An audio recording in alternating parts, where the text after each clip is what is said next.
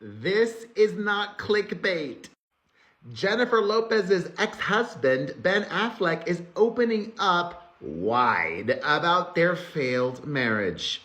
Hello, my fam. Perez Hilton here, the queen of all media, the original influencer, and Jennifer Garner's ex-husband, he's got a thing for Jennifer, just sat down for an interview with GQ magazine, and he has a lot to say. If you're old like me, I'm in a mood. If you're old like me, you'll remember Bennifer 1.0 when they first got together in the early 2000s. Don't be fooled by the rocks that I rock. I'm still Jennifer from the block. Then, about 20 years later, they rekindled their romance and rushed into marriage, only to have it disintegrate very publicly just a couple of years later. And now, for the first time, Ben Affleck is telling us a lot. Throughout their relationships back then and now, the two of them were paparazzi magnets, especially together, even more so. And they did a lot of public things as a couple, like appearing in her music video or him directing a documentary about her album, about him, and the documentary was also about their relationship. And that documentary touched upon how the two of them react differently and behave around fame. What it means to be a celebrity, public versus private.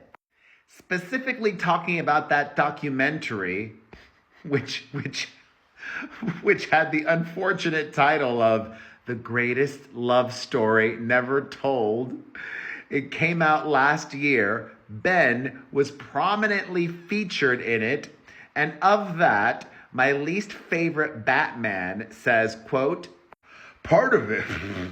What is wrong with me? I was going to try to do a Ben Affleck accent. Nothing's wrong with me. I am in a great mood. Not really. I'm in an awful mood, but I'm trying to soldier on and do my best. Part of it was, okay, if I'm going to participate in this, I want to try to do it in an honest way and in a way that's interesting. Because I thought it was an interesting examination. Like I mentioned to you before, there are a lot of people who I think have handled celebrity more adeptly and more adroitly than I have, Jennifer among them. My temperament is to be a little bit more reserved and private than hers. As happens in relationships, you don't always have the same attitude towards these things. And so I thought, oh, this is interesting, because how do you reconcile that? Because exactly what you said is true. I love and support this person. I believe in them. They're great. I want people to see that.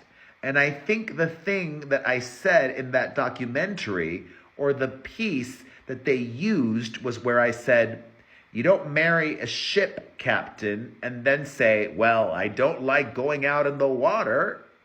Oh, that reminds me of her, not post-divorce, but remember, like, right after all those rumors intensified, she went to Italy by herself, and then she was in the boat, and it was such a spectacle.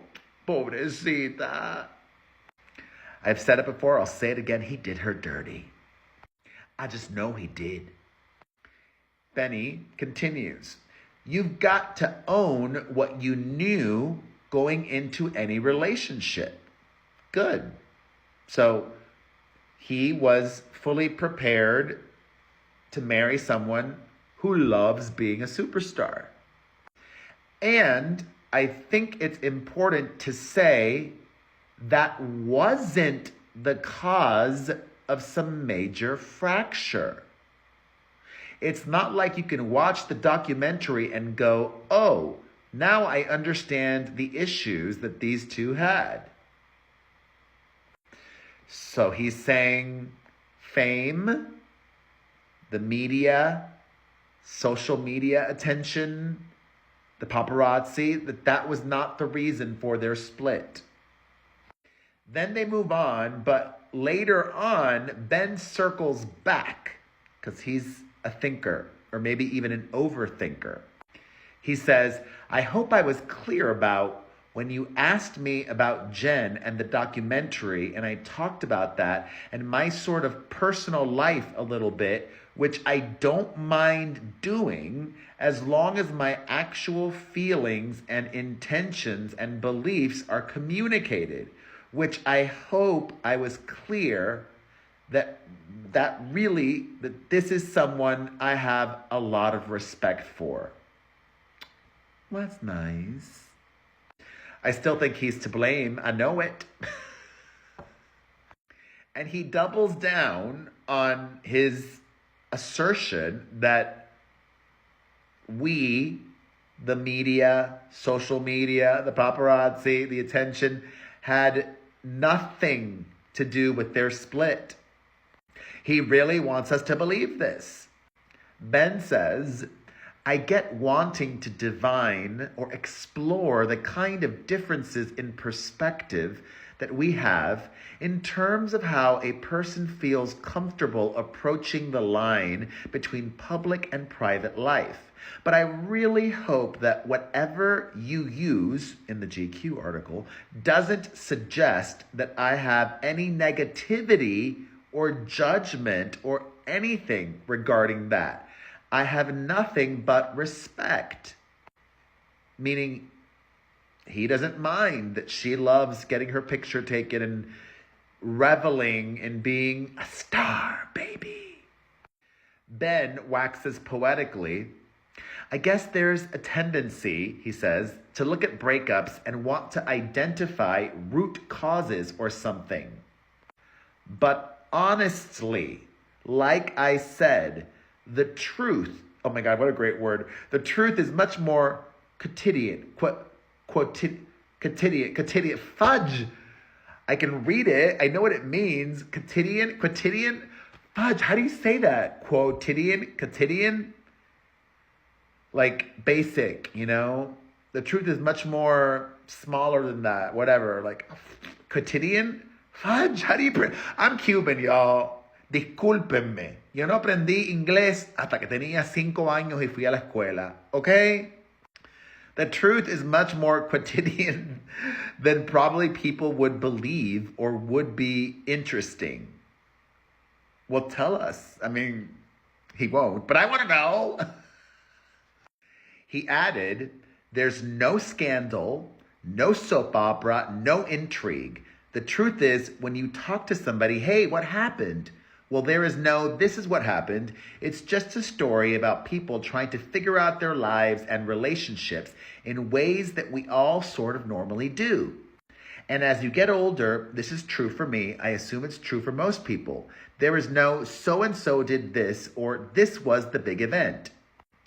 It sounds more like a couples therapy session, which you would tune out of someone else's couples therapy after a while.